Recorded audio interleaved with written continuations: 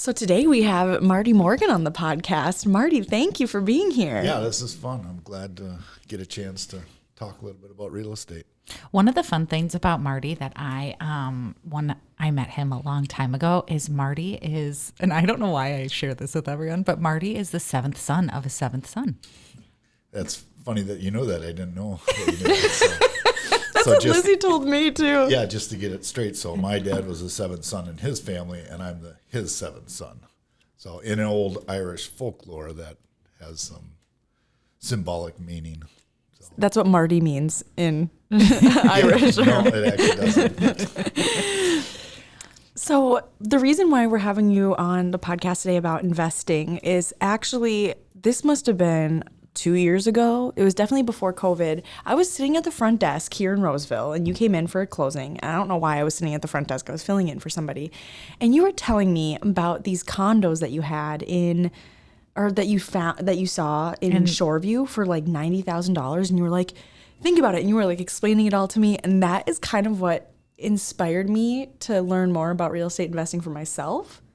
And so, Marty, you had a profound impact on me. But did you buy one? I didn't buy one of the $90,000 ones, but I did buy a condo. Okay, good, because those ones are about $130 now, so it's only 2 years, so you could have cashed out on them already. See? Yeah. Yeah, no, but I think you did look into it and they were already sold. Like they went like... They do. They still sell quick. The ones that I'm still thinking of, I still watch that building quite a bit.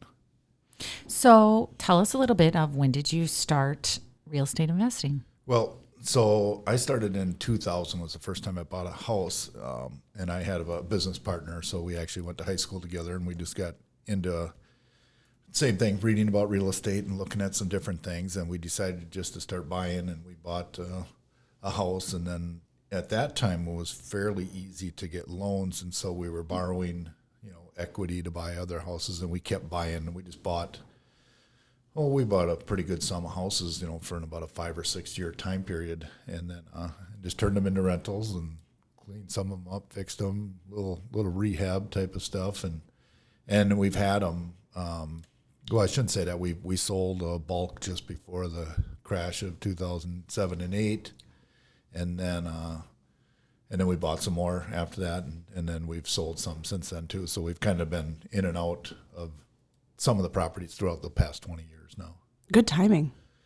Yeah. You sold. Yeah, we didn't. It wasn't because we thought something was coming or anything. We just, the market was really high, and we were kind of maxed out in our credit lines because at that time, again, it was one of the reasons for the crash is that they were letting you borrow against houses so easily, so all the second mortgages, which worked out in our favor because we were using it to buy rental properties, and we had rent covering the credit lines and the mortgages, but that doesn't always work for everybody else. So obviously that was a leading player in the crash of that 2008, 2009, right in that time period. But for us, so it sold. Sounds like wow, that was genius. But in hindsight, it was, but it wasn't because we knew what we were doing. Yeah. So this is kind of like off our questions that we had prepared, but do you feel like you were able to accomplish more because you had a partner? Yes. Yeah, definitely, because you just had something to bounce off of. It doesn't always work, the partnerships, right? You hear about it all the time. People get into partnerships, but it does work when you have something to bounce off of and if you have the same goals and you're both willing to do the amount of work that it takes to have rental property. And you have to be a little, risk adverse, be able to take on quite a bit of risk when you're first getting in if you really plan on doing quite a bit of it. And we just happen to match up just well, and we've been partners with it ever since. So it worked out for us. But it does help, right? Helps. We split everything evenly all the way down, but we never really got into. We didn't worry if somebody had to spend $500 here or $500 there. We just never cared about that. We just knew the long end game was kind of our biggest plan. So what are your rules as an investor? So now as a real estate broker, when I'm getting, different people that want to get into it, and we manage properties for people as well. Probably I would say the biggest thing is most of the people I work with are smaller, newer investors, or they own X number of units. So probably one of the biggest things is it's a long road. Everyone reads about cash flow and they look at, I want to get into rental property because it's cash flow, but it's very difficult to cash flow on rental property. It doesn't matter the time you buy in either, because when we bought in 20 years ago, the cash flow was small. When you buy in now, even with the prices where they are, the cash flow is small. So you're not buying for the immediate cash flow. You're buying for a long-term investment. Very similar to when you're investing into your 401ks and 203bs. You're doing it with the end result in mind, and it takes 15, 20, 30 years before you really see the profits that come with investing in real estate. And that's a hard thing for a lot of people because they get in with a different mentality. They think, thinking they're going to make money right away. Yeah, I'm going to immediately. cash flow, and it's going to be $400 a month. We're going to cash flow on this, but I always say, well, $400 a month is $4,800 a year. Well, if you have to replace your furnace, there goes $3,900, $4,300. Now you're right back to where you started.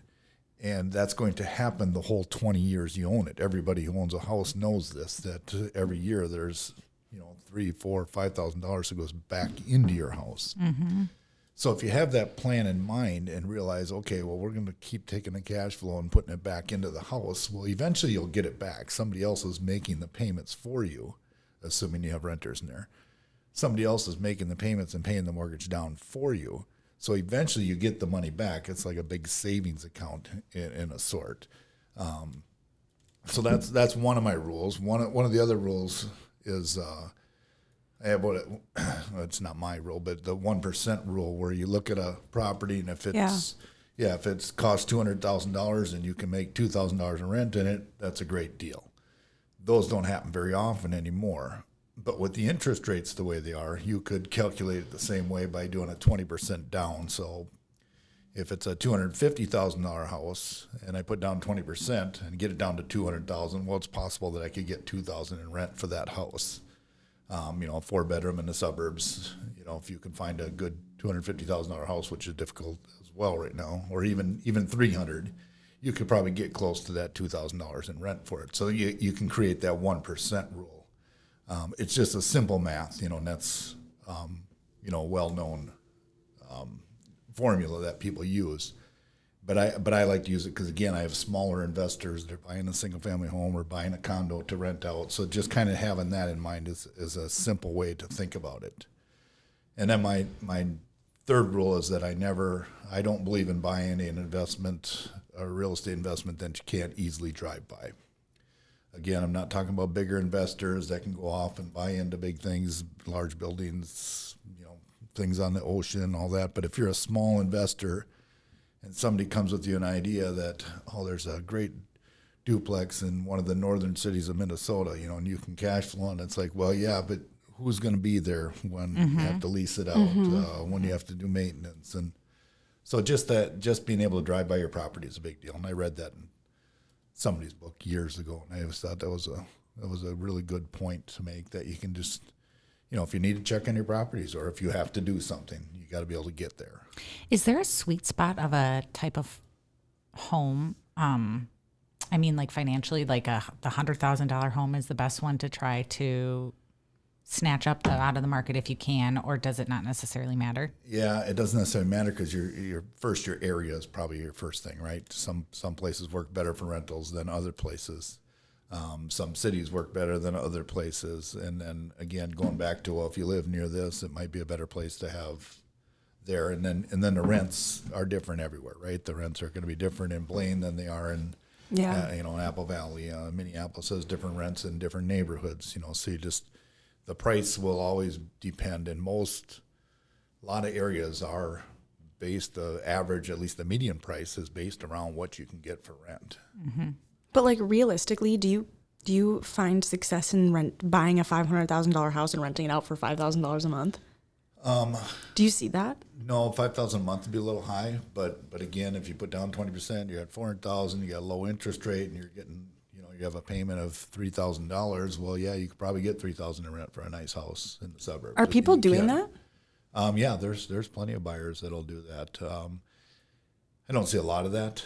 I think most investors that I am using, they're either buying smaller houses in the suburbs or buying in Minneapolis and St. Paul, where there's just tends to be more rentals. You can actually buy it. It's already a rental. Maybe there's renters already in it.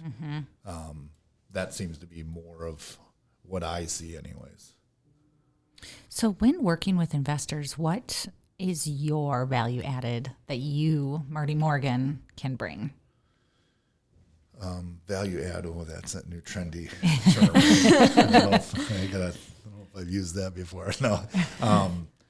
Well, one thing that we can, when somebody comes to me as a real estate broker and wants to buy an investment property, first off, the nicest thing is that we'll manage the property for them as well. Most people really want to get a rental property, but they're worried about the nightly calls or whatever it is, or nightly texts nowadays, and so we'll take over the management for them too. So that adds value to somebody that's looking to get in.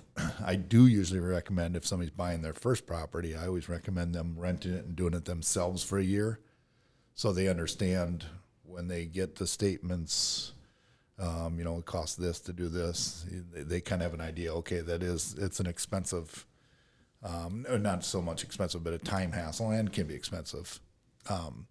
So I try to get them to manage it themselves, and then if they don't think it's working out, to come back to us. Because if you just have one or two rental properties, you really should be able to manage them yourself. It doesn't take that much unless you're out of town or something, of course. So that's something that we do, and then I know the market. We do manage throughout the whole Twin Cities, especially from Minneapolis on up into the northern suburbs. So I know the market really well. So if somebody's looking at buying something, I usually know the neighborhood and what the rents are, and if it's a good place to get a rental. Sometimes you don't want to go buy a house right in the middle of a residential neighborhood that nobody wants a rental there, because now you're kind of battling that. So you got to kind of know where you're purchasing something. What's your take on short-term rentals, like Airbnb? Have you dabbled? Haven't done that yet. Know some people that do, and I know some people that do it very successfully. So I think I think you'd have to be a little bit more full-time real estate if you were planning on getting into that. We don't do it because the amount of staff it takes to do weekly turns, weekend turns, and the same thing for an owner. I think if you're somebody that has the time and you're going into it full-time, you probably do really well. But you've got to be either set up all the cleaners or however it is, because it's a little bit harder to call somebody and say, hey, I need you to clean this right away, if you're not doing it full-time or meeting the renter, or something happens while they're there, So, but it's obviously lucrative, and the cities have kind of helped bump that along. They've got specific licensing now for Airbnbs in Minneapolis and St. Paul, so that's kind of helped them guideline and regulate that as well. So going back to the value added, I personally was able to, you did this for me because Marty helped buy my house. And so our AC unit went And your out. brother, right? Eric? Yeah. And Family realtor. Yeah. So our AC and furnace had gone out, and this was the summer, right in the thick of things, of it was 98 degrees out. And I didn't even think of it. And you came here, and I was told you about it. And you were like, oh, I got a guy. He came over that night. You were able to solve my problem immediately, because I had and also very cost effectively. And so kind of brings me to my next question is, so you're involved into the wrestling community. And I know that the gentleman who came out was a former wrestler as well. So have you leveraged that? Obviously, yes. But tell us a little bit about those opportunities. Yeah, I do think the wrestling community, so I wrestled in high school, and then I wrestled for the Gophers, and I coached for the Gophers for 15 years in the 90s and early 2000s. Well, through the 2000s, pretty much. And so the network grew from wrestling in general, but it is something unique about wrestling, is that you do get to know people from everywhere. Where sometimes if you're in a team sport, if you're going to play football or something, you go to the town and you play the game, and everybody yells at each other and everybody leaves. But a wrestling tournament, most of the time, it lasts all day long with all the people from different towns, and you get to know people from everywhere. And then that kind of transfers over into your network as you move on.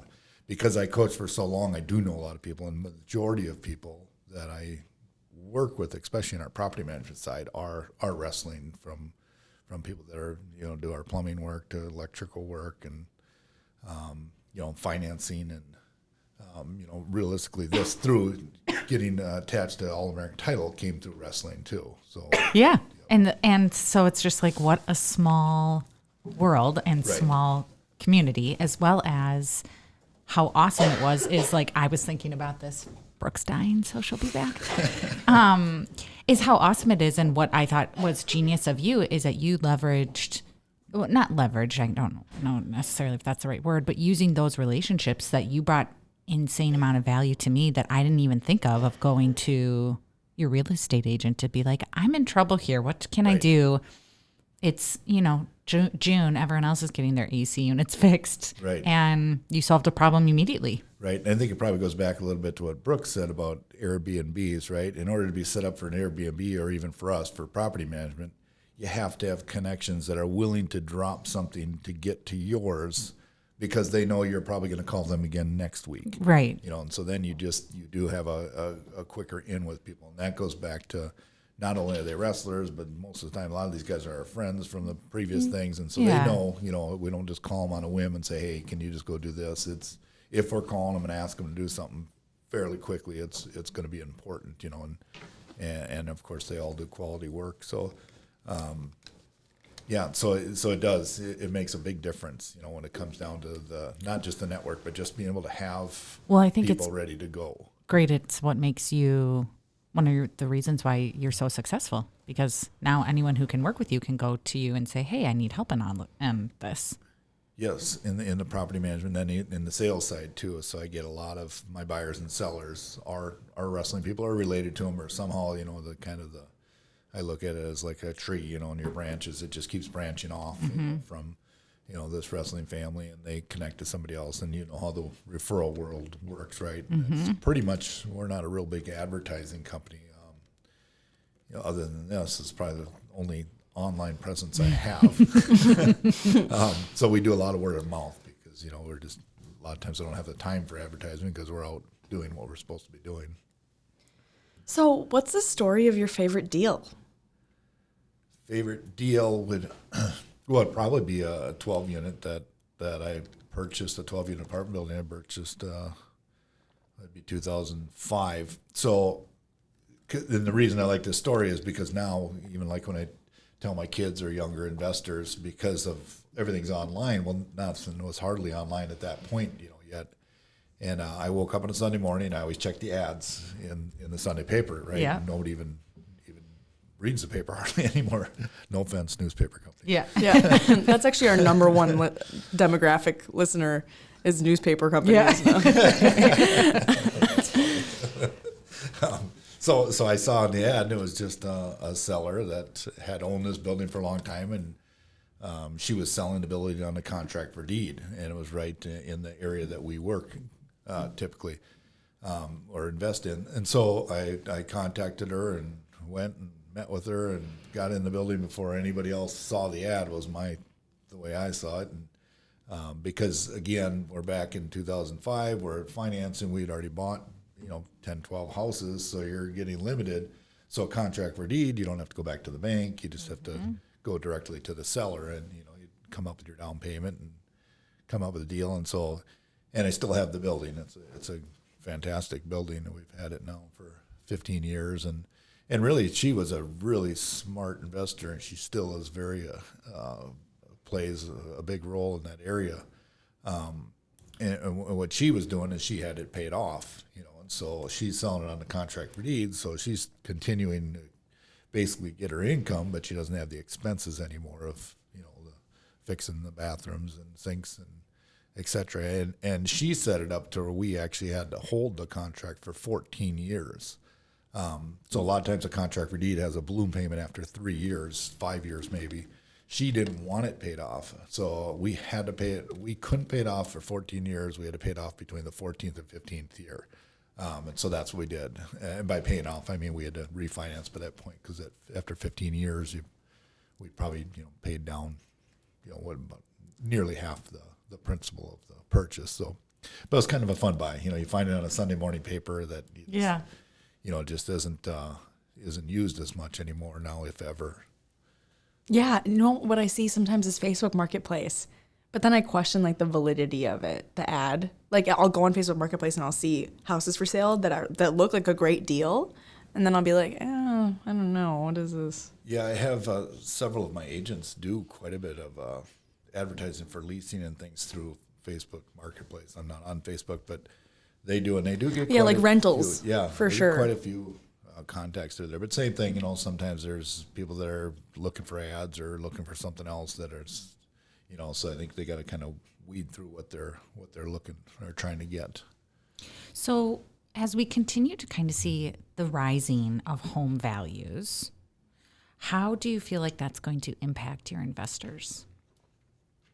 Well, I do know the investors that quite a few of them that are kind of sitting on the side, because I think everybody feels, especially ones that might have been doing this 12 years ago, they feel a little bit of like there's a leveling off, and you kind of feel a little bit in real estate right now that some of the houses are sitting on the market a little bit longer.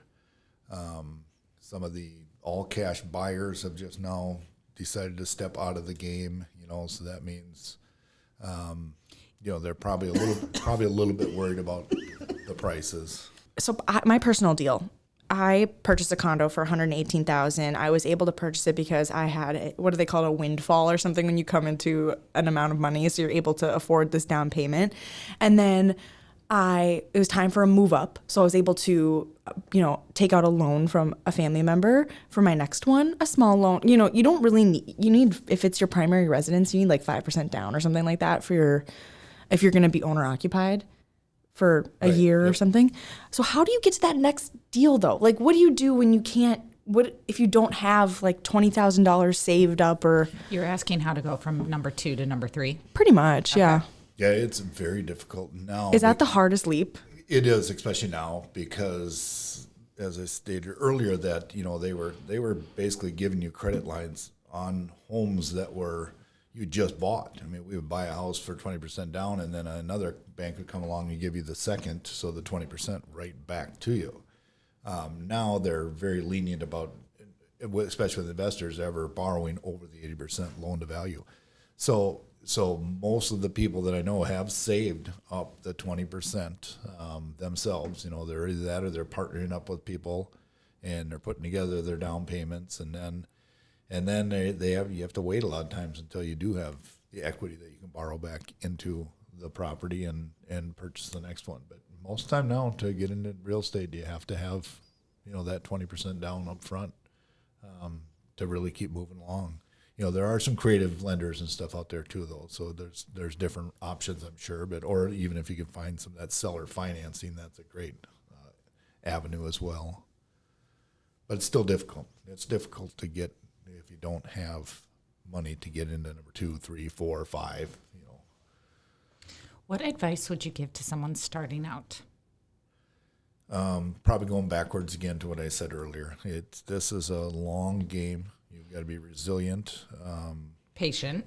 very patient, and then you got to have a little bit of fun set aside, because there's a lot of things can happen in that first year. Maybe something the tenant, has to move, or breaks the lease, or doesn't pay rent, that kind of thing. Most of the time that's not the case. I think if you're just so everyone knows, most 99% of the tenants are great tenants. The only stories you ever hear, right, are the horror funny stories. and the bad. Yeah. Right. I think the same for landlords most time too, right? Most landlords are good landlords. It's just you hear the haunting, like you said, the horrible stories. So usually if you have rental property, tenant base is usually going to be pretty solid, but you still always are going to have the personal relation conflict with just people in general, and now you've got money that's part of it too. So you got to be in it for the long haul. You got to be resilient. You've got to be able to try to figure out the best approach to where you want to buy the property, and then you're not buying it for a 1 to 3 year hold. You're buying it for a 30-year hold. And if you sell it later on, that's fine. But if you're really trying to make money at it, you've got to hold it for 30 years. No different than you would, your 401k. You're not allowed to touch. People with rental property would be better off if they weren't allowed to touch it for the 30 years if they really wanted to make it. But it's a lot harder to manage a rental property than it is your 401k. Yeah. So let's say though that you take out your 30-year mortgage. Would you advise towards that cash flow? Let's say it's from a couple hundred to a few hundred, dollars a month. Do you put that right back in to pay down your principal, or do you hold that for your emergency fund? Yeah, you have to hold it. You have to hold it. It'd be great if you're cash flowing enough and you can put more towards principal, great. But generally, you have to hold it because it goes back in pretty quickly too. There's something that goes wrong with the house definitely once a month. And sometimes that's one of the things that you have the disputes with is tenants think this house is falling apart. It's like, well, no, whenever you own a house or live in a house, there's something every time. And that's even with people's own houses they own. Now it's something that people are, maybe you have 2 or 3 renters in there and there's more people using it.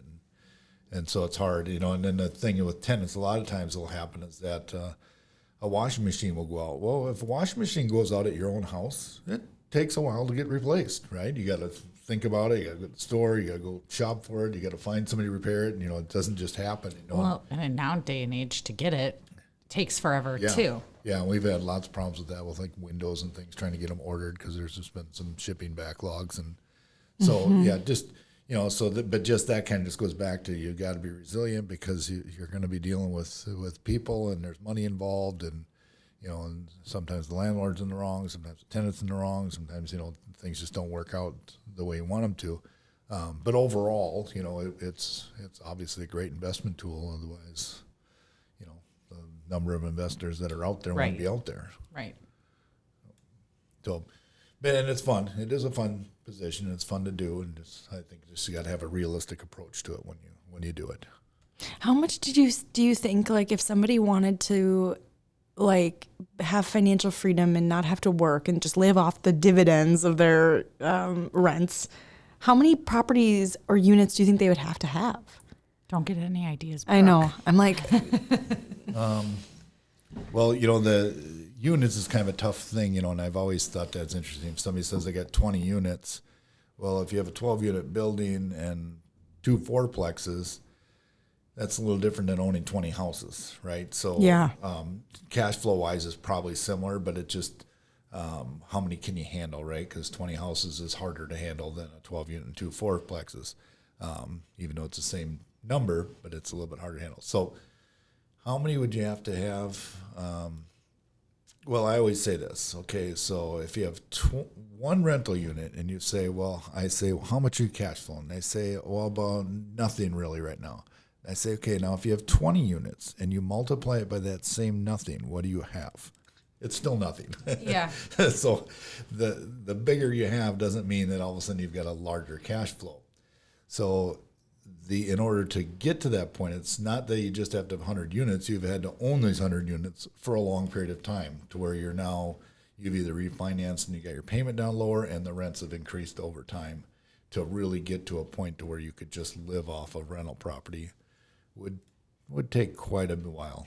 Paying them off is really, to me, it takes about 30 years to get to your point, or maybe some shorter term loans. But it is a long road, so you don't want to scare people out of it, but they need to know that it's not a immediate easy cash flow world, especially if you're not coming in with a large amount of money. Now, people that are coming in with a large amount of money and they're able to buy things in cash and they can buy big buildings for cash or they got large down payments, it's different for them. Now they're going to start using different formulas. Now we're going to leave the 1% formulas. We're going to start looking at the cap rates, their cash on cash. Is it worth them to put $500,000 into this? What kind of return are they going to get back? But it's also still a misnomer. Somebody buys a $3 million building, they're still only cash flowing $2,000 or $3,000 a month right now off of a purchase with 20% down, just because you've got a lot of expenses that go with it. Mm-hmm. But of course, that's a larger loan that somebody's paying down, and over the next 5 to 10 years, well, that's going to be a great investment at some point as long as they can hang on. But I think I just think that a lot of times, especially obviously right now when you have rent control laws that are being talked about and put in place, I think it's always the landlord is made out to be an evil millionaire, which is very rarely the case. And if they are, they've done it for 30 years, and they probably deserve to be a millionaire because it's a lot of work. And so when you're talking about rent controls and things, you're really affecting a lot of people that are small mom and pop landlords, and you end up affecting the renters, because most small mom and pop renters, us included as property managers, if we have a great tenant that's been there for 10 years, we rarely raise the rent. But now if you put a rent control in place and the owner of the building says, hey, I'm planning on selling in 2 or 3 years, well, if you can only increase by 3%, well, pretty soon you got to start increasing these people's rent every year in order to keep up with the market value. So it's so there's a lot of unintended consequences that I'm not sure if they're always thought out. I'm sure they are thought out, but there's always, it's political on either side, which whoever's deciding on what they're going to do. But I just think you got to be very careful with rent control, because I think it affects a lot more of just your average mom and pop investors than people think. Because even if you own a large 18 to 24 unit building, you are still mom and pop, because that does not bring in what people think it brings in. Just because it brings in $20,000 in rent, well, the mortgage is $18,000. Or right. It's like, I think people forget that there's not, the $20,000 just doesn't come in and the landlord gets to go spend it that month. That's not the way it works. So that'd be nice, but right. So hopefully, whoever's there, it's taking care of it. It's very complex and it takes critical thinking. So hopefully they're working on it, and if they are truly going to institute it, which it sounds like it's going to be. Did it pass yesterday? St. Paul did, and then Minneapolis has passed it to where now it can either be decided on by the city council, or it can be put on the ballot for voters to decide the next steps of it. So again, it's complicated, and it's going to put in things in place, and hopefully it doesn't do what they're do the opposite of what they think it's going to do. And of course, everyone's out for the big corporate landlord is what they think they're doing, but there's a lot of people out there that are landlords that are just trying to skate by and hoping to keep this their investment property going. And once in a while I get people who say, well, why did they buy the investment property? And it's like, well, because they're trying to do something. They're trying to make something that where they can't make it elsewhere.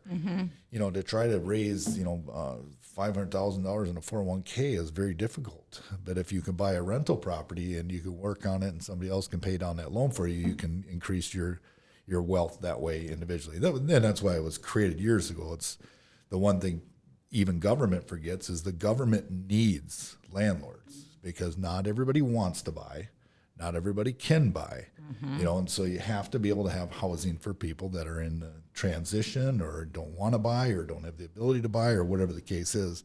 The world and the government needs landlords, and that is why a lot of the tax benefits have been set up, so that people do want to become landlords. So you don't want to start creating something where people don't want to be landlords, because then you will create the opposite. The only people who could become landlords are the big time people.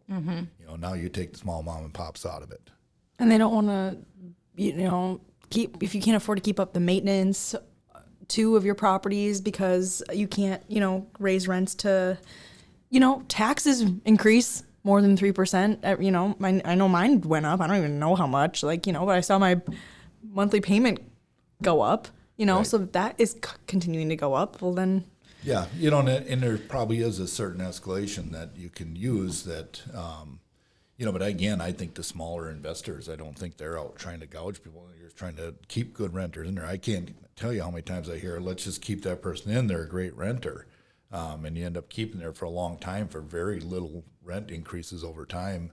That eventually, when you do get if all of a sudden you have a mandate of you can only raise rents at rent control where you can only raise it so high, well, maybe then now it's like, well, I have to raise it every year. Otherwise, I can't do 6% next year. I can only do 3% this year and 3% next year. So I have to start raising right now, where maybe you hadn't raised rents on them in 5 years. And I have owners that haven't raised rents on some of their tenants in 5 years at least. So there are other effects. I always look at it as, when you're looking at something, what are the unintended consequences of this decision?